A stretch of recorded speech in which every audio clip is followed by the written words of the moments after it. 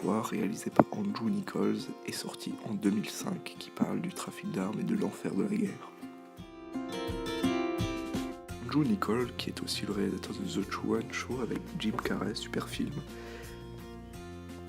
mais aussi de Time Out. Alors plutôt que de mettre l'affiche du film, j'ai préféré vous mettre ce compteur, il vous parlera certainement. Donc voilà, aussi un bon film et un film d'anthologie avec Justin Timberlake et tout ça, voilà.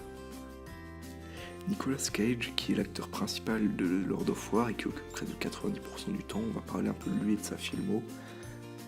Alors Nicolas Cage, pour moi, dans le cinéma, c'est un cas particulier puisque c'est un très bon acteur mais qui joue dans de mauvais films comme Prédiction et Tokarev, qui est une pâle copie de Taken, mais qui a aussi su faire de très bons films comme Lord of War et Le Pacte, dont vous voyez une image qui sont vraiment les films références de Nicolas Cage. Il a aussi fait une apparition dans Kick-Ass où il est en véritable Batman complètement badass, père de famille un peu taré, donc voilà, ça aussi c'est un super film que vous avez sans doute déjà vu et puis je vous conseille. Puis là je trouve que la performance de Nicolas Cage est vraiment pas mal dans ce film.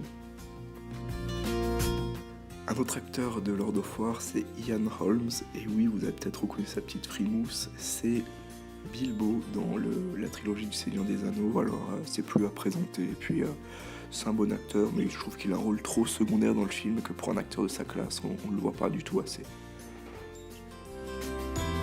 Voilà, maintenant qu'on a énoncé pas mal d'acteurs, on va parler du film en lui-même, et c'est garanti no spoil. Donc le film débute dans les années 80 avec Yuri Orlov, joué par Nicolas Cage, qui est un immigrant ukrainien avant la chute du bloc communiste donc, et qui se fait passer pour un réfugié juif aux États-Unis. Le personnage principal, Yuri, il est très vite confronté à la violence, vu qu'il grandit dans un quartier immigrant avec les mafias russes et ukrainiennes, tchétchènes et tout ce qu'on veut. Et donc voilà, ça va lui donner les idées pour son premier trafic d'armes. Il va se dire pourquoi je peux pas gagner mon pain là-dessus moi aussi, et c'est de là que tout le film part. Donc Yuri au départ il vend essentiellement aux États-Unis arme par arme, voilà, pas grand chose. Il arrive à se faire un peu d'argent et puis il espère être reconnu internationalement en trafiquant. Au début des années 90, c'est la chute du bloc communiste, comme vous l'avez sûrement appris en histoire. Et donc Yuri va pas hésiter à faire son stock d'armes dans les restes de la guerre froide de l'armée russe et essayer de les vendre dans les zones de guerre d'Afrique. Donc son travail, enfin plutôt son activité, parce que être trafiquant c'est pas vraiment un travail, le force à voyager de plus en plus, donc il doit mentir à ses proches et à sa femme. Et pour aller vendre des armes en Afrique. Et à tout ça se mêle, puisqu'il devient de plus en plus un grand trafiquant, et il y a aussi la police qui est sur son dos, donc il va essayer de ruser au maximum avec sa famille et avec la police pour essayer de limiter la casse, voilà, mais qui sera toujours planant au-dessus de lui comme une épée de Damoclès.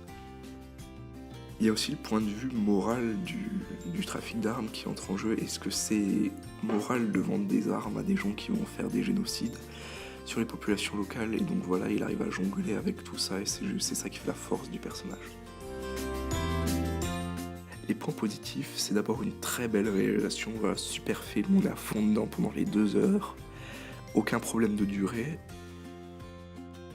Ce qui fait aussi la force de ce film, c'est que finalement Nicolas Cage, sans tirer un coup de feu, il arrive à nous faire ressentir tout l'enfer de la guerre et toute la tristesse que ça peut générer, et ça c'est vraiment fort, et tout ça sans tirer un coup de feu. Pour les points négatifs, alors dans ce film il n'y en a pas beaucoup, mais bon, faut quand même en trouver pour rester objectif. Dans ce film, il y a quand même pas mal de clichés, je m'explique. Le cliché du dictateur avec sa Kalachnikov en or, je trouvais ça un peu déplacé parce que c'est bling bling et ça fait croire que le dictateur est pas forcément très intelligent et qu'il est matérialiste, alors qu'au contraire les dictateurs, sans vouloir les défendre, sont des gens très intelligents parce qu'ils sont arrivés quand même à la tête de leur pays. Un autre point négatif, c'est que ce film, au bout d'un moment, il peut être répétitif. Bon, c'est peut-être parce que je l'ai vu plusieurs fois aussi, mais vendre des armes tout le temps à d'autres personnes, tout le temps les mêmes armes, ça peut paraître répétitif, même si, bon, c'est pas qu'on s'ennuie, mais c'est que... Non, d'ailleurs, on s'ennuie pas du tout, mais c'est que ça peut paraître répétitif. S'il fallait donner une note à ce film, ce serait un 7,5 sur 10. Je trouve que c'est une bonne note. Vous avez le droit de pas être d'accord avec moi, vous avez le droit d'avoir adoré ce film, ou même pas aimé du tout. Mais ça reste mon avis, et voilà, je pense que je peux le dire, parce qu'après tout c'est ma chaîne YouTube, voilà. Et donc voilà, on se retrouve dans pas longtemps pour une nouvelle vidéo qui est déjà bientôt prête, et je suis sûr que ça va vous plaire. Et en même temps, vous pouvez vous abonner sur Twitter, bon je suis pas très actif, bon la communauté n'est pas encore là. Et vous pouvez vous abonner à ma chaîne YouTube et me laisser des petits commentaires et des likes. Voilà, ciao.